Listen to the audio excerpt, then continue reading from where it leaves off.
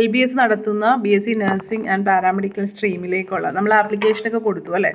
ഇനി നമ്മൾ അപ്ലൈ ചെയ്ത സമയത്ത് നമ്മൾ കുറച്ച് സർട്ടിഫിക്കറ്റുകളും കാര്യങ്ങളൊക്കെ കൊടുത്തിട്ടുണ്ടായിരുന്നു. അങ്ങനെയുള്ള ആപ്ലിക്കേഷനിൽ എന്തെങ്കിലും കംപ്ലൈൻറ്റ് ഉണ്ടെങ്കിൽ അത് പരിഹരിക്കാനായിട്ട് LBS 28-ാം തീയതി അവസരം തരുന്നുണ്ട്. അപ്പോൾ അതിനോടനുബന്ധിച്ചിട്ടുള്ള കാര്യങ്ങളാണ് പറയുന്നത് കേട്ടോ. അപ്പോൾ നിങ്ങൾ അപേക്ഷയിൽ കൊടുത്തിട്ടുള്ള രേഖകൾ പ്രകാരം പ്രാഥമിക പരിശോധന കഴിഞ്ഞ ആപ്ലിക്കേഷനുകളുടെ സ്റ്റാറ്റസാണ് പ്രസിദ്ധീകരിക്കുന്നത്. അതിനായിട്ട് നിങ്ങൾ ലോഗിൻ ചെയ്ത് നോക്കിയാൽ മതി. നമ്മൾ അപ്ലൈ ചെയ്തപ്പോൾ ഒരു ID പാസ്വേഡൊക്കെ ഉണ്ടാക്കിയിട്ടുണ്ടായിരുന്നു.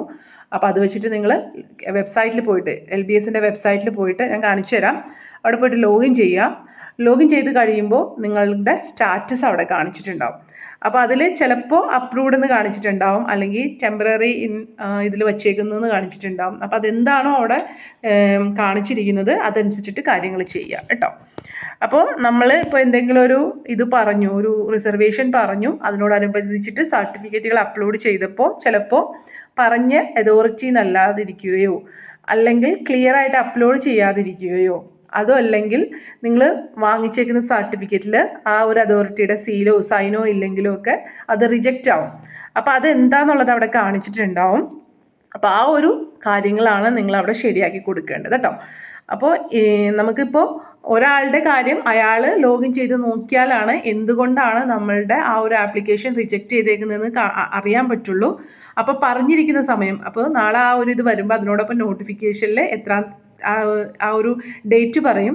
ആ ഒരു ഡേറ്റിനുള്ളിൽ നിങ്ങൾ കാര്യങ്ങൾ ഓക്കെ ആക്കി കൊടുത്താലാണ് നിങ്ങൾക്ക് ഈ ഇതിൽ ഉൾപ്പെടാനായിട്ട് സാധിക്കുകയുള്ളൂ കേട്ടോ. അപ്പോൾ എല്ലാവർക്കും അങ്ങനെ സ്റ്റാറ്റസ് എന്തെങ്കിലും പ്രശ്നം ഉണ്ടാവണമെന്ന് നിർബന്ധമില്ല. അപ്ലൈ ചെയ്തപ്പോൾ തന്നെ നല്ല രീതിയിൽ സർട്ടിഫിക്കറ്റുകൾ കൊടുത്ത് എല്ലാ കാര്യങ്ങളും പക്കയായിട്ട് ചെയ്തവർക്ക് അപ്രൂവായിട്ട് കാണിച്ചിട്ടുണ്ടാവും. അല്ലാത്തവർക്കാണ് എന്താണ് കാര്യം എന്നുള്ളത് നിങ്ങൾക്ക് സ്റ്റാറ്റസിൽ കാണിച്ചനുസരിച്ചിട്ട് ചെയ്യേണ്ടി വരുന്നത് കേട്ടോ. അപ്പോൾ ഇപ്പോൾ ഒരു സർട്ടിഫിക്കറ്റ് നിങ്ങൾ കൊടുത്തു, അത് തെറ്റായിരുന്നു, അപ്പോൾ അത് നിങ്ങളോട് വേറെ സർട്ടിഫിക്കറ്റാണ് അപ്ലോഡ് ചെയ്യാൻ പറയുന്നതെങ്കിൽ അവിടെ നമുക്ക് പുതിയ സർട്ടിഫിക്കറ്റ് അപ്ലോഡ് ചെയ്യാൻ പറ്റും. അപ്പോൾ അങ്ങനെ അപ്ലോഡ് ചെയ്യുമ്പോൾ നിങ്ങൾ ശ്രദ്ധിക്കുക, മിസ്റ്റേക്ക് ഇല്ലാതിരിക്കുക, ക്ലിയറായിട്ട് സ്കാൻ ചെയ്യുക. ആ ഒരു പ്ലേസിൽ കമ്മ്യൂണിറ്റി സർട്ടിഫിക്കറ്റ് ആണെങ്കിൽ കമ്മ്യൂണിറ്റി സർട്ടിഫിക്കറ്റ് അപ്ലോഡ് ചെയ്യേണ്ട പ്ലേസിൽ തന്നെ ചെയ്യുക. അതല്ല OBC NCL ആണെങ്കിൽ അത് എവിടെയാണ് അപ്ലോഡ് ചെയ്യാൻ പറഞ്ഞേക്കുന്നത് അവിടെ ചെയ്യുക കേട്ടോ. അല്ലാതെ സ്ഥലങ്ങൾ തമ്മിലും മാറിപ്പോകരുത് കേട്ടോ. അല്ലെങ്കിൽ ചിലവർ ഇങ്ങനെ PDF ആയിട്ട് സേവ് ചെയ്ത് വെച്ചിട്ടുണ്ടാവും. അപ്പോൾ അത് അപ്ലോഡ് ചെയ്യുമ്പോൾ ചിലപ്പോൾ മാറിപ്പോയി എന്നൊക്കെ പറഞ്ഞ് കേൾക്കാറുണ്ട്. അപ്പോൾ അങ്ങനെ നിങ്ങൾ മാറിപ്പോകരുത്. കറക്റ്റായിട്ടുള്ള PDF തന്നെ അപ്ലോഡ് ചെയ്യാനായിട്ട് ശ്രദ്ധിക്കുക. ഇനി നിങ്ങൾ അപ്ലോഡ് ചെയ്ത് കഴിഞ്ഞിട്ട് ഒരു കുറച്ച് നേരം ഇപ്പോൾ നമ്മൾ 24 എങ്കിലും, അപ്പോൾ ലാസ്റ്റ് ഡേറ്റ് 24 ഹവേഴ്സിനുള്ളിലാവുകയാണെങ്കിൽ നിങ്ങൾ കുറച്ച് കഴിയുമ്പോൾ ഒന്ന് നോക്കണം ആ സ്റ്റാറ്റസ് മാറിയോ എന്നുള്ളത് നോക്കണം. കാരണം നമ്മൾ അപ്ലോഡ് ചെയ്ത സർട്ടിഫിക്കറ്റ് ഓക്കെ ആണെങ്കിൽ കുറച്ച് കഴിയുമ്പോൾ അടുത്ത സോഫ്റ്റ്വെയർ അപ്ഡേറ്റിൻ്റെ സമയത്ത് അത് മാറും സ്റ്റാറ്റസ്. അപ്പോൾ അതും നിങ്ങൾ ചെക്ക് ചെയ്യണം കേട്ടോ. ഇനി നിങ്ങൾ അപ്ലോഡ് ചെയ്തിട്ടുള്ളതും ആപ്ലിക്കേഷനിൽ രേഖപ്പെടുത്തിയിട്ടുള്ളതുമായ വിവരങ്ങളുടെ പൂർണ്ണ ഉത്തരവാദിത്തം നിങ്ങൾക്കാണ്.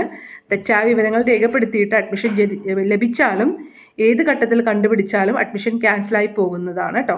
പ്രസിദ്ധീകരിച്ചിരിക്കുന്നതിൽ തെറ്റായ വിവരങ്ങൾ കാണപ്പെട്ടാൽ റിമാർക്ക് കോളത്തിൽ ഇത് രേഖപ്പെടുത്തുകയോ നിങ്ങളുടെ അടുത്തുള്ള LBS സെൻറ്ററിൽ രേഖാമൂലം അറിയിക്കുകയോ ചെയ്യേണ്ടതാണ്. അപ്പോൾ നിങ്ങൾക്ക് ആ ഒരു സ്റ്റാറ്റസിൻ്റെ അവിടെ എന്തെങ്കിലും കാരണങ്ങൾ റിമാർക്കായിട്ട് ഉണ്ടെങ്കിൽ, അതായത് നിങ്ങൾക്ക് പ്രസിദ്ധീകരിച്ചിരിക്കുന്നതിൽ തെറ്റായ വിവരങ്ങൾ കാണപ്പെട്ടാൽ റിമാർക്ക് കോളത്തിൽ നിങ്ങളത് രേഖപ്പെടുത്തുക. അതിനുശേഷം LBS സെൻറ്ററിൽ രേഖാമൂലം അറിയിക്കുകയാണ് ചെയ്യേണ്ടത്. പുതിയ ക്ലെയിമുകൾ, അതായത് അപ്ലൈ ചെയ്തപ്പോൾ നിങ്ങൾ കൊടുത്ത ക്ലെയിമുകളിൽ സർട്ടിഫിക്കറ്റിൽ വ്യത്യാസം ഉണ്ടെങ്കിൽ അത് അപ്ലോഡ് ചെയ്യാം എന്നല്ലാതെ പുതുതായിട്ടൊരു ക്ലെയിം ചെയ്യാനായിട്ട് നിങ്ങൾക്ക് ഇപ്പോൾ പറ്റില്ല. ഇപ്പോൾ EWS അപ്ലൈ ചെയ്തപ്പോൾ കൊടുത്തില്ലായിരുന്നു, പക്ഷേ ഇപ്പോൾ സർട്ടിഫിക്കറ്റ് ഉണ്ട്, ഇപ്പോൾ നിങ്ങൾക്ക് കൊടുക്കാൻ പറ്റുമോ എന്ന് ചോദിച്ചാൽ ഇവിടെ കൊടുക്കാൻ പറ്റില്ല എന്നാണ് കാണിക്കുന്നത്. നിങ്ങൾ പ്രൊഫൈലിൽ ലോഗിൻ ചെയ്ത് നോക്കുക, അങ്ങനെ കൊടുക്കാൻ പറ്റുന്ന ഒരു ഇതുണ്ട് എങ്കിൽ അവിടെ നിങ്ങൾക്ക് അപ്ലോഡ് ചെയ്ത് കൊടുക്കാം കേട്ടോ. ഇനി പുനർപരിശോധനയിൽ റിജക്റ്റ് ഓർ ആക്സെപ്റ്റ് സ്റ്റാറ്റസ്, അതായത് നമ്മൾ ലോഗിൻ ചെയ്യുമ്പോൾ ഇങ്ങനെ 2 രീതിയിലാണ്. മിസ്റ്റേക്ക് ഒന്നും ഇല്ലെങ്കിൽ ആക്സെപ്റ്റ് സ്റ്റാറ്റസ് കാണിക്കും, മറ്റേത് സ്റ്റാറ്റസ് കാണിക്കുന്നത് റിജക്റ്റഡ് എന്നായിരിക്കും. അപ്പോൾ റിജക്റ്റഡ് എന്ന് പറഞ്ഞാൽ കംപ്ലീറ്റ് ആയിട്ട് റിജക്റ്റ് ചെയ്യുന്നു എന്നല്ല, അവിടെ ആ ഒരു കാരണം കാണിച്ചിട്ടുണ്ടാവും. അതനുസരിച്ചിട്ട് സർട്ടിഫിക്കറ്റ് നിങ്ങൾ അപ്ലോഡ് ചെയ്യുക. അത് കഴിഞ്ഞിട്ട് വീണ്ടും അത് ചെക്ക് ചെയ്ത് നോക്കുക സ്റ്റാറ്റസ് മാറുന്നുണ്ടോ എന്നുള്ളത് കേട്ടോ. ഇനി അപേക്ഷ താൽക്കാലികമായിട്ട് നിരസിക്കാനുള്ള കാരണങ്ങൾ. ഒന്നാമത്തെ നേറ്റിവിറ്റി തെളിയിക്കാൻ സാധിക്കാത്തത് കൊണ്ട്. കേരള എന്ന് കാണിക്കുകയും അതിനുള്ള രേഖ അപ്ലോഡ് ചെയ്യാതിരിക്കുകയും ചെയ്താൽ നോൺ കേരളൈറ്റ് ആക്കുകയോ റിജക്റ്റ് ആക്കുകയോ ആണ് ചെയ്യേണ്ടത്. അതായത് നേറ്റിവിറ്റി കേരളീയൻ ആണെങ്കിൽ മാത്രമാണ് നമുക്ക് ഫീ കൺസെഷൻ ഉൾപ്പെടെയുള്ള ആനുകൂല്യങ്ങൾ കിട്ടുള്ളൂ. സോ നമ്മൾ കേരളത്തിൽ തന്നെ ജനിച്ച് കേരളത്തിൽ തന്നെ പഠിച്ച ഒരാൾക്ക് നമ്മുടെ SSLCയുടെ സർട്ടിഫിക്കറ്റിൽ പ്ലേസ് ഓഫ് ബർത്ത് കാണിച്ചിട്ടുണ്ടെങ്കിൽ അത് നേറ്റിവിറ്റി പ്രൂഫായിട്ട് കൊടുക്കാവുന്നതാണ്. ഇനി അതല്ല, പുറത്ത് ആണ് ജനിച്ചത്, പക്ഷെ നിങ്ങളുടെ പാരൻസിൽ ആരെങ്കിലും ഒരാളെങ്കിലും കേരളത്തിലാണ് ജനിച്ചതെങ്കിലും നിങ്ങൾ കേരളീയനായിട്ട് പരിഗണിക്കും. അങ്ങനെയുള്ളവർക്ക് നിങ്ങളുടെ പാരൻസിൻ്റെ ജനന സർട്ടിഫിക്കറ്റ്, അതായത് പാസ്പോർട്ട് ആയാലും മതി, ആ ഒരു രേഖയും അതിന് കൂടെ നിങ്ങളും പാരൻസ് ആരാണോ അദ്ദേഹവും തമ്മിലുള്ള ബന്ധം തെളിയിക്കുന്ന ഒരു സർട്ടിഫിക്കറ്റും കൂടി അവിടെ ആവശ്യമുണ്ട്. അപ്പോൾ എന്താണ് നേറ്റിവിറ്റി, നിങ്ങളുടെ എങ്ങനെയാണ് എന്നുള്ള രേഖ, അത് ചിലപ്പോൾ വില്ലേജ് ഓഫീസിൽ നിന്നുള്ള നേറ്റിവിറ്റി സർട്ടിഫിക്കറ്റ് ആയിരിക്കും. അപ്പോൾ അത് എന്താണെന്നുള്ളത് ഇവിടെ മെൻഷൻ ചെയ്തിട്ടുണ്ട്. അപ്പോൾ അതനുസരിച്ചിട്ടുള്ള നേറ്റിവിറ്റി സർട്ടിഫിക്കറ്റ് കറക്റ്റായിട്ട് ഹാജരാക്കുക കേട്ടോ. നേറ്റിവിറ്റി സർട്ടിഫിക്കറ്റ് വളരെ ഇമ്പോർട്ടൻ്റ് ആയിട്ടുള്ളൊരു കാര്യമാണ്. അപ്പോൾ അത് കറക്റ്റ് അല്ലെങ്കിൽ നിങ്ങൾക്ക് ഇത് റിജക്ഷൻ ആയിട്ട് ഉണ്ടാവും. പിന്നെ ഇനിയും കറക്റ്റ് ചെയ്തില്ലെങ്കിൽ റാങ്ക് ലിസ്റ്റ് പബ്ലിഷ് ചെയ്ത് കിട്ടൂല. അങ്ങനെ കുറേ പ്രശ്നങ്ങളുണ്ടാകും. കാരണം കേരളീയനായ ഒരാൾക്ക് മാത്രമേ റിസർവേഷൻ ഉള്ളൂ. അപ്പം അങ്ങനെ പ്രൂഫ് ചെയ്യണം. അല്ലെങ്കിൽ നിങ്ങൾ നോൺ കേരളൈറ്റ് എന്നുള്ള വിഭാഗത്തിലെ പരിഗണിക്കുകയുള്ളൂ. അപ്പോൾ നിങ്ങൾക്ക് ഗവൺമെൻറ് കോളേജുകളിലുള്ള സീറ്റുകളൊന്നും കിട്ടൂല. മനസ്സിലായി? അപ്പോൾ അങ്ങനെ കുറേ കാര്യങ്ങളുണ്ട്. ഇനി ഡേറ്റ് ഓഫ് ബർത്ത് തെളിയിക്കാനായിട്ട് അതിനും നമുക്ക് ബർത്ത് സർട്ടിഫിക്കറ്റ് അല്ലെങ്കിൽ സ്കൂൾ സർട്ടിഫിക്കറ്റ് അല്ലെങ്കിൽ പാസ്പോർട്ട്, ഇതിൻ്റെ ഏതെങ്കിലും ഒന്ന് നല്ല ക്ലിയർ ആയിട്ട് അപ്ലോഡ് ചെയ്താൽ മതി കേട്ടോ. ആധാറോ ഡ്രൈവിംഗ് ലൈസൻസോ ആണ് നിങ്ങൾ കൊടുത്തേക്കണമെങ്കിൽ അത് റിജക്ഷൻ കാണിക്കും. അപ്പോൾ ആ ഒരു പ്ലേസിൽ ഈ പറയുന്ന പോലെ കാര്യങ്ങൾ കൊടുക്കുക. ഇനി SC/ST വിഭാഗത്തിലുള്ള കുട്ടികൾക്കാണെങ്കിൽ അത് റിലേറ്റഡ് ആയിട്ടുള്ള സർട്ടിഫിക്കറ്റ് ആണ്. അതിന് കാലാവധി 3 വർഷത്തേ ഉള്ളൂ. അപ്പോൾ കാലാവധി കഴിഞ്ഞതാണെങ്കിലും ചിലപ്പോൾ കാണിക്കാം, റിജക്ഷൻ കാണിക്കാം. അപ്പോൾ അത് നോക്കുക കേട്ടോ. ഇനി hall ticket mark list upload ചെയ്യാത്തത് കൊണ്ട്, അപ്പോൾ mark list not cleared or not valued, net copy of mark list or incompleted, not submitted തുടങ്ങിയ റിമാർക്സ് ഉള്ളവർ മാർക്ക് ലിസ്റ്റ് ക്ലിയർ ആയിട്ട് സ്കാൻ ചെയ്ത് അപ്ലോഡ് ചെയ്യുക കേട്ടോ. ഇനി ചില വിഷയങ്ങളിൽ 2024 നിങ്ങൾ പാസ്സാവുകയും മറ്റുള്ളവ മുൻ വർഷങ്ങളിൽ പാസ്സാവുകയും ചെയ്തിട്ടുണ്ടെങ്കിൽ എല്ലാ മാർക്ക് ലിസ്റ്റും കൂടി കമ്പൈൻ ചെയ്ത് ഒറ്റ PDF ആക്കി അപ്ലോഡ് ചെയ്യുക. നേരത്തെ നേറ്റിവിറ്റി സർട്ടിഫിക്കറ്റിൻ്റെ കാര്യം നമ്മൾ പറഞ്ഞില്ലേ, നിങ്ങളല്ല നിങ്ങളുടെ പാരൻസിൽ ആരെങ്കിലും ഒരാളാണ് ജനിച്ചതെങ്കിൽ ആ ഒരു രീതിയിൽ നിങ്ങൾ കേരളീയനായിട്ട് പരിഗണിക്കുമെന്ന് പറഞ്ഞില്ലേ. അപ്പോൾ അവിടെ 2 സർട്ടിഫിക്കറ്റിൻ്റെ കാര്യം പറഞ്ഞില്ലേ. അപ്പോൾ അങ്ങനെയുള്ളവരും ഈ പറയുന്ന പോലെ 2 സർട്ടിഫിക്കറ്റും കൂടി മെർജ് ചെയ്തിട്ട് ഒറ്റ PDF ആക്കിയിട്ടാണ് അപ്ലോഡ് ചെയ്യേണ്ടത് കേട്ടോ. അപ്പോൾ അതും മനസ്സിലായി. ഈ ഒരു കാര്യത്തിലും ഇവിടെ നമ്മൾ 2 വർഷമായിട്ടാണ് നിങ്ങൾ പാസ്സായേക്കണമെന്നുണ്ടെങ്കിൽ ഈ 2 വർഷത്തെ മാർക്ക് ലിസ്റ്റും കൂടി മെർജ് ചെയ്ത് ഒറ്റ PDF ആയിട്ടാണ് നിങ്ങൾ അപ്ലോഡ് ചെയ്യേണ്ടതെന്നുള്ളത് ഓർക്കുക. CBSE, IC, open school, other state board പഠിച്ചവരും മാർക്ക് ലിസ്റ്റാണ് അപ്ലോഡ് ചെയ്യേണ്ടത്. പാസ് സർട്ടിഫിക്കറ്റ് അല്ലെങ്കിൽ ഹോൾ ടിക്കറ്റ് അല്ല. ഓക്കെ, അതെവിടെ ഒന്ന് എടുക്കട്ടെ കേട്ടോ. ഓക്കെ, അപ്ലോഡ് ചെയ്യുന്ന ഡോക്യുമെൻറ്റ് കംപ്ലീറ്റ് ആയിരിക്കണം. അതിൽ വ്യക്തമായി ബോർഡിൻ്റെ പേരും വർഷവും ഉണ്ടായിരിക്കണം. നിങ്ങൾ എന്ത് സർട്ടിഫിക്കറ്റ് അല്ലെങ്കിൽ ഡോക്യുമെൻറ്റ്സ് കംപ്ലീറ്റ് ചെയ്താലും അതിൽ എല്ലാം ക്ലിയർ ആയിട്ട് തന്നെ അപ്ലോഡ് ചെയ്യാനായിട്ട് ശ്രദ്ധിക്കുക കേട്ടോ. ഇനി ഗ്രേഡ് മാത്രം കാണിച്ചിട്ടുള്ള മാർക്ക് ലിസ്റ്റ് അപ്ലോഡ് ചെയ്തവർ ഗ്രേഡ് ടു പെർസെൻറ്റേജ് കൺവേർഷൻ കാണിക്കുന്ന പേജും കൂടി അപ്ലോഡ് ചെയ്യണം. അപ്പം അതും കൂടി ഓർക്കുക. ഇനി ഇതൊന്നും അല്ലാത്ത അതായത് ഇങ്ങനെയൊന്നും അല്ലെങ്കിൽ അത് റിജക്ഷൻ ആയിരിക്കുന്നതാണ്. അപ്പോൾ എന്താണെന്നുള്ളത് അവിടെ റിമാർക്സ് കാണിച്ചിട്ടുണ്ടാവും കേട്ടോ. ഇനി മറ്റൊരു കാര്യം, മാർക്ക് ലിസ്റ്റിലുള്ള മാർക്ക് തന്നെയാണോ പബ്ലിഷ് ചെയ്തതിൽ ഉള്ളതെന്ന് പരിശോധിക്കുക. അപ്പോൾ അതും നിങ്ങൾ ശ്രദ്ധിക്കണം. 2 മാർക്കും തമ്മിൽ വ്യത്യാസം ഉണ്ടെങ്കിൽ അത് നിങ്ങൾ LBS സെൻറ്ററായിട്ട് അതിൻ്റെ ഒറിജിനൽ സർട്ടിഫിക്കറ്റ് ആയിട്ട് കോണ്ടാക്ട് ചെയ്തിട്ട് അതിൽ കാര്യങ്ങൾ ക്ലിയർ ആക്കണം. അല്ലെങ്കിൽ 2 മാർക്ക് ലിസ്റ്റും തമ്മിൽ വ്യത്യാസം വന്നാൽ അലോട്ട്മെൻറ്റ് ക്യാൻസലായി പോകും കേട്ടോ. ഇനി മൈനോറിറ്റി ക്ലെയിം നിരസിക്കാനുള്ള കാരണം തീർച്ചയായിട്ടും NCL സർട്ടിഫിക്കറ്റ് കറക്റ്റായിട്ട് അപ്ലോഡ് ചെയ്തിട്ടില്ലെങ്കിലാണ്. ഇനി മറ്റു കമ്മ്യൂണിറ്റി സർട്ടിഫിക്കറ്റുകൾ അതെന്ത് തന്നെ ആയാലും അതനുസരിച്ചിട്ടുള്ള അതായത് നമ്മൾ സ്റ്റേറ്റ് എഡ്യൂക്കേഷൻ പർപ്പസിനായിട്ടുള്ള നോൺ ക്രിമി ലെയർ സർട്ടിഫിക്കറ്റാണ് നമ്മൾക്ക് മൈനോറിറ്റി അല്ലെങ്കിൽ OBC NCL വിഭാഗത്തിൽ നോൺ ക്രിമി ലെയർ വിഭാഗത്തിൽ സ്വീകരിക്കുകയുള്ളൂ കേട്ടോ. EWS നിരസിക്കാനുള്ള കാരണം ഇൻകം ആൻഡ് അസറ്റ് സർട്ടിഫിക്കറ്റിൽ ഇൻകം 4 ലക്ഷത്തിന് മുകളിലാണെങ്കിൽ EWS കിട്ടൂല. ഇൻകം ആൻഡ് അസറ്റ് അല്ലെങ്കിൽ AAY സർട്ടിഫിക്കറ്റ് മാത്രമേ EWS കോട്ടയ്ക്ക് പരിഗണിക്കുകയുള്ളൂ. കൂടാതെ ഫിനാൻഷ്യൽ ഇയർ 2023-24 സർട്ടിഫിക്കറ്റ് ആവണം. AAY അല്ലെങ്കിൽ PHHS സർട്ടിഫിക്കറ്റിന് ഇൻകം ഇല്ല, ഫിനാൻഷ്യൽ ഇയറും ഇല്ല.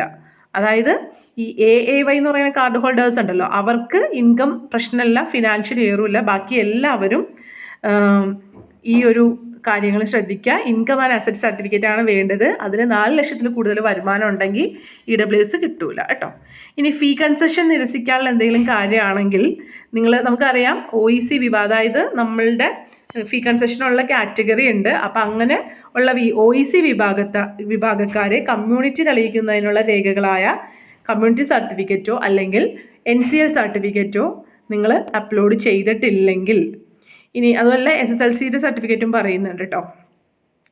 അപ്പം അങ്ങനെയുള്ള കുറച്ച് കാര്യങ്ങൾ. ഇനി ചിൽഡ്രൻ ഓഫ് ഫിഷർമാൻ അങ്ങനെയുള്ള കുട്ടികളുടെ ഇത് നിരസിക്കാനുള്ള കാരണം മത്സ്യത്തൊഴിലാളി ക്ഷേമനിധി ബോർഡിൻ്റെ തന്നെ ഫിഷറീസ് ഓഫീസർ നൽകുന്ന സർട്ടിഫിക്കറ്റ് അപ്ലോഡ് ചെയ്യണം. അതല്ലെങ്കിൽ സ്വീകരിക്കൂല. ID കാർഡും പാസ്ബുക്കും ഒക്കെ ഉണ്ടായിട്ട് കാര്യമില്ല, ഈ ഒരു സർട്ടിഫിക്കറ്റ് തന്നെ വേണം കേട്ടോ. ഇനി special reservation like ex service, defence, paramilitary അങ്ങനെയുള്ള വിഭാഗത്തിൽ ആവശ്യമുള്ളവർ അനക്സ് 5A അല്ലെങ്കിൽ 5Bയിൽ പറയുന്ന അനുസരിച്ചിട്ടുള്ള സർട്ടിഫിക്കറ്റാണ് കൊടുക്കേണ്ടത്. ഇനി മേൽ പറഞ്ഞ സർട്ടിഫിക്കറ്റുകളിൽ കാലാവധി കഴിയുകയോ ഇൻകം NCL അതൊക്കെ 1 വർഷത്തെയാണ്, കമ്മ്യൂണിറ്റിക്ക് മാത്രം 3 വർഷം ഉണ്ട്.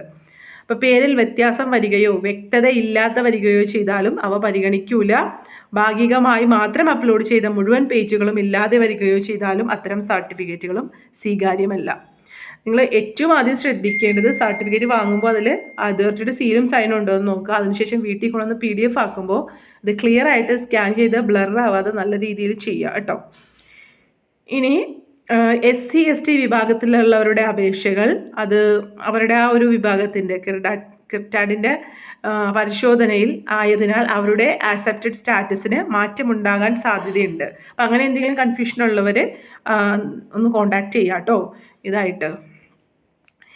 ഇനി അപേക്ഷയിൽ എന്തെങ്കിലും തിരുത്തലുകൾ ഉണ്ടെങ്കിൽ അത് റിമാർക്സിൽ കൊടുക്കാവുന്നതാണ് കേട്ടോ. എന്നിട്ട് നിങ്ങളുടെ അടുത്തുള്ള ആ ഒരു LBS ആയിട്ട് കോണ്ടാക്ട് ചെയ്യാം. ഇനി താൽക്കാലിക റാങ്ക് ലിസ്റ്റ് പ്രസിദ്ധീകരിക്കുമ്പോൾ മാറ്റങ്ങൾ വന്നിട്ടുണ്ടോ എന്ന് നോക്കി ഉറപ്പാക്കുക. അതിലും എന്തെങ്കിലും അപാകതകൾ ശ്രദ്ധയിൽപ്പെടുന്ന പക്ഷം LBS ആയിട്ട് കോണ്ടാക്ട് ചെയ്യുക കേട്ടോ. അപ്പോൾ ഇത്രയാണ് ഈ ഒരു നോട്ടിഫിക്കേഷൻ. ഞാൻ വെബ്സൈറ്റ് നിങ്ങളെ കാണിച്ചു തരാം എങ്ങനെയാണ് ലോഗിൻ ചെയ്യേണ്ടതെന്നുള്ളത്. ഓക്കെ, ഇതാണ് LBSൻ്റെ വെബ്സൈറ്റ്. ഓക്കെ, ഇങ്ങനെ നിങ്ങൾ ജസ്റ്റ് LBS സെൻറ്ററിൽ നിന്ന് അടിച്ചു കൊടുത്തിട്ടുണ്ടെങ്കിൽ ഇങ്ങനൊരു പേജ് വരും. ഇതിൽ നമ്മളിപ്പോൾ BSc നഴ്സിങ്ങിൻ്റെയാണ് കൊടുത്തേക്കണേ, നഴ്സിംഗ് ആൻഡ് പാരാമെഡിക്കൽ എന്നുള്ള. അതിൽ ക്ലിക്ക് ചെയ്യുക, അല്ലെങ്കിൽ താഴെ ലിങ്ക് ഉണ്ട്, അതിൽ ക്ലിക്ക് ചെയ്ത് കഴിയുമ്പോൾ ഇങ്ങനെ കുറച്ച് കാര്യങ്ങൾ പറയുന്നുണ്ട്. പ്രാഥമിക പരിശോധനയ്ക്ക് ശേഷമുള്ള അപേക്ഷ 28/6 പ്രസിദ്ധീകരിക്കുന്നതാണ്. അപേക്ഷയുടെ പരിശോധനയ്ക്ക് ശേഷം ആവശ്യപ്പെടുന്ന ശരിയായിട്ടുള്ള സർട്ടിഫിക്കറ്റുകൾ നിങ്ങൾക്ക് 5-ാം തീയതി വരെ സമയമുണ്ട്.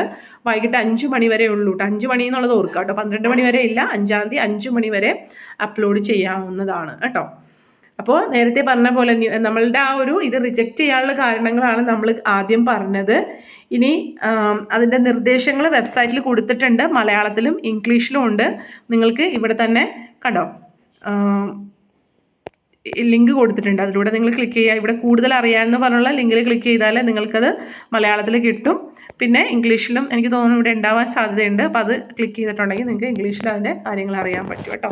അപ്പോൾ നിങ്ങളുടെ ഫ്രണ്ട്സൊക്കെ ഉണ്ടെങ്കിൽ ഒന്ന് അറിയിക്കണം, കാരണം ഇത് കറക്റ്റായിട്ട് ചെയ്യേണ്ട ഒരു കാര്യമാണ്. അല്ലെങ്കിൽ നിങ്ങൾ ഈ അലോട്ട്മെൻറ്റിൽ നിന്ന് തന്നെ ഔട്ടായി പോകേണ്ട ഒരു സംഭവമാണ്. സോ കറക്റ്റായിട്ട് തന്നെ ചെയ്യാം. നമുക്ക് ചിലപ്പോൾ റാങ്ക് ലിസ്റ്റ് പബ്ലിഷ് ചെയ്ത് കിട്ടാതിരിക്കുകയോ അല്ലെങ്കിൽ മറ്റ് കൗൺസിലിങ്ങിൽ പങ്കെടുക്കാൻ പറ്റാതിരിക്കുകയോ ഒക്കെ ചെയ്യും നമ്മൾ ഇത് ചെയ്തില്ലെങ്കിൽ. അല്ലെങ്കിൽ ഇനി അതൊന്നും അല്ലെങ്കിൽ നമുക്ക് അർഹതപ്പെട്ട ഒരു ആനുകൂല്യം കിട്ടാതെ പോകും. അപ്പോൾ ഈ പറയുന്ന പോലെ 28-ാം തീയതി ഇത് പബ്ലിഷ് ചെയ്ത് കഴിയുമ്പോൾ നോക്കുക, പ്രൊഫൈലിൽ ലോഗിൻ ചെയ്ത് നോക്കുക. ഇവിടെ കാൻഡിഡേറ്റ് ലോഗിൻ ഉണ്ടാവും, ഇവിടെ കണ്ടോ ലോഗിൻ എന്ന് കൊടുത്തിട്ടുണ്ട്. ഇതിലൂടെ നിങ്ങളുടെ ആപ്ലിക്കേഷൻ നമ്പർ പിന്നെ വെരിഫൈ എന്നുള്ള ഇത് കൊടുത്തിട്ട് കൊടുക്കുക കേട്ടോ. ഓക്കെ, അപ്പോൾ ഇത്രയാണ് കാര്യങ്ങൾ പറഞ്ഞേക്കുന്നത്. നിങ്ങൾ പാസ്വേഡ് എന്തെങ്കിലും മറന്നു പോയിട്ടുണ്ടെങ്കിൽ ഇവിടെ ഫോർഗോട്ട് പാസ്വേഡും ഉണ്ട്. വീഡിയോ ഇഷ്ടമായെങ്കിൽ ലൈക്ക് ചെയ്യണേ. Take care. Thank you.